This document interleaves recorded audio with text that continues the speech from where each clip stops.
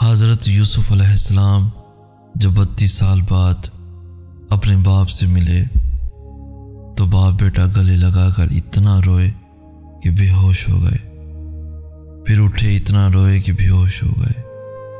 حضرت جبرائیل علیہ السلام نے اللہ سے پوچھا، یا اللہ اتنی محبت بھی کوئی کسی سے کرتا ہے؟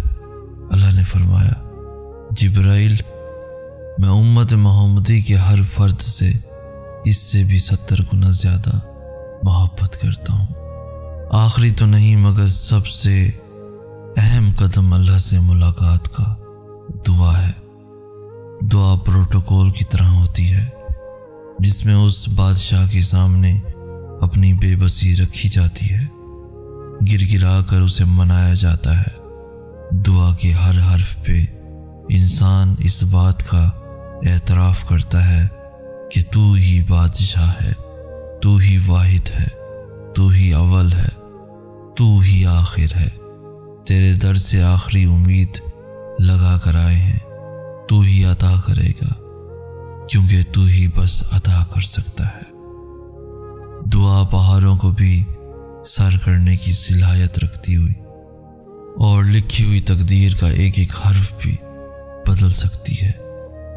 دعا وہ کر سکتی ہے جس کا نہ آپ کو کبھی وہم آیا نہ گمان، اور آئیں جب لمحے کٹھن مشکلوں کے، اے اللہ میں راضی گر تو راضی کہہ کر ان کو آسان بنا لو۔ ہوتا نہیں ہمیشہ جیسا تمہاری چاہت ہو، اس نہ ہونے میں بھی تم اس رب کی مصلحتیں پہچانو۔ توکل اپنا ایسا بناؤ کہ کچھ کھو کے بھی نہ پچھتاؤ۔ صبر بناؤ ایسا کہ روح چیرنے والی آزمائشوں میں بھی مسکراؤ۔ رب کی معرفت کو پا جانا آسان کہاں ہوتا ہے، یہ کھیل ہے ان گنت قربانیوں کا، ہر کوئی کہاں دیتا ہے۔ جب زندگی بکھرنے لگے، جب آنکھوں سے آنسو ٹپکنے لگیں، جب حوصلے ٹوٹنے لگیں، جب خاموشیاں بیان سے باہر ہونے لگیں اور جب دل دکھ سے بھرنے لگے، تب ذرا سا رک کے سوچیں، ہاں کوئی نہیں مگر رب تو ہے میرے پاس، اور بس مجھے اللہ ہی کافی ہے۔ جب آپ کچھ بھی نہ بدل سکیں تو اپنی دعاؤں میں اضافہ کر دیں، کیونکہ اس ذات کے سوا کوئی آپ کو کچھ نہیں دے سکتا۔ اگر اللہ تمہارا دل نہیں بدل رہا تو یقین رکھو کہ وہ تمہارا نصیب بدلنے پر راضی ہے۔ دعائیں قبول ہوتی ہیں مگر مختلف صورتوں میں، شکلوں میں۔ تمہارا گمان بھی نہیں پہنچ سکتا جن ذریعوں سے اللہ تمہاری دعائیں قبول کرتے ہیں۔ تم شکوہ کرتے ہو کہ تمہیں تمہاری چاہت نہیں دی گئی، وہ تو 70 ماؤں سے بھی زیادہ پیار کرتا ہے، تو وہ کیسے تمہیں غلط دے؟ اس کی چاہت ہے کہ تم اس کی چاہت پر راضی ہو جاؤ تاکہ وہ تمہیں پھر تمہاری اس چاہت سے بھی زیادہ نواز دے۔ جب انسان بچوں کی طرح اللہ کو اپنی من پسند چیز کے لیے مناتا ہے، طرف سے گر گراتا ہے، تو وہ مان جاتا ہے۔ اسے اپنے بندے کی معصومیت بھری یہ ادا بہت پسند ہے۔ مجھے دنیا کی چیزیں متاثر نہیں کرتی، اچھے لباس، اونچے عہدے، اونچے سٹیٹس اور دولت مروب نہیں کرتی۔ مجھے تو بس اللہ کی محبت چاہیے جو ان سب چیزوں سے بڑھ کر ہے۔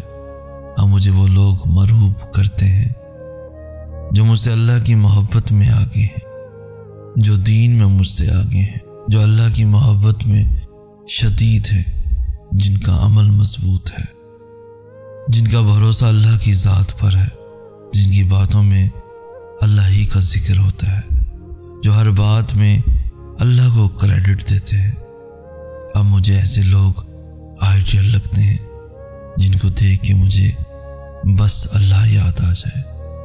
اے اللہ، میں آپ کی محبت، آپ سے محبت کرنے والے شخص کی محبت اور اس عمل کا جو مجھے آپ کی محبت تک پہنچا دے کا سوال کرتا ہوں۔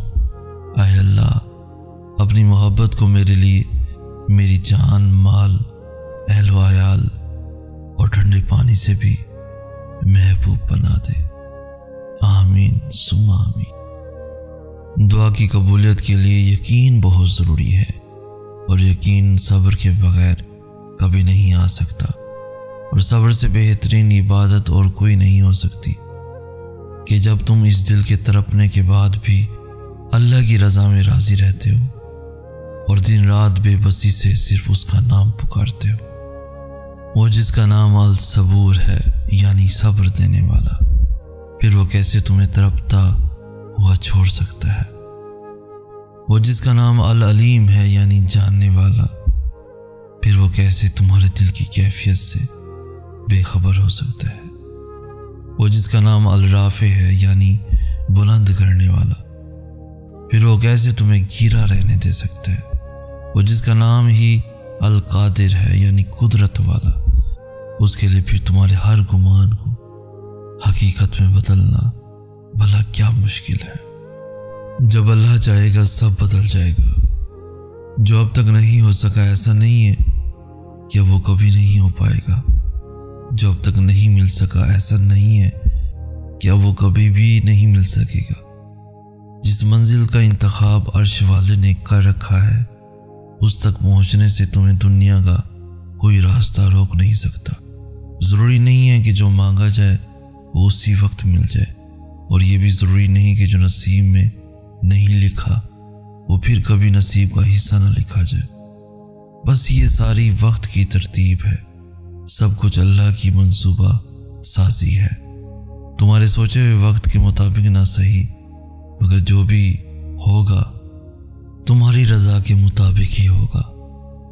اگر سب کچھ فوراً ملنے لگے اور ہو بہو ویسا ہی ملنے لگے جیسا تم چاہتے ہو، تو تمہیں کیسے پتہ چلے گا کہ جو چیز اللہ سے مانگ کر اور اللہ کو منا کر ملے اس چیز کا مزہ بن مانگے مل جائے جیسا نہیں ہوتا؟ اور اگر نیند آنکھوں میں اترنے لگے تو تم کیسے رات کے اندھیروں میں وہ سرگوشیاں سن سکو گے جو اللہ اور تمہارے درمیان ہوتی ہیں؟ تمہاری دعائیں سن لی گئی ہیں، مگر یہ وقت آزمائش ہے کہ انتظار کتنا کرتے ہو۔ تمہارا سکون بس یہ بات خود کو سمجھا لینے میں ہے کہ جو بھی ہوا اللہ کی رضا سے ہوا، اور جو بھی ہوگا اللہ کی رضا سے ہی ہوگا۔ تو اگر دل کو حقیقت پر منانا مشکل ہو گیا ہے تو اس کو منا لو، جو حقیقت کو بدل سکتا ہے۔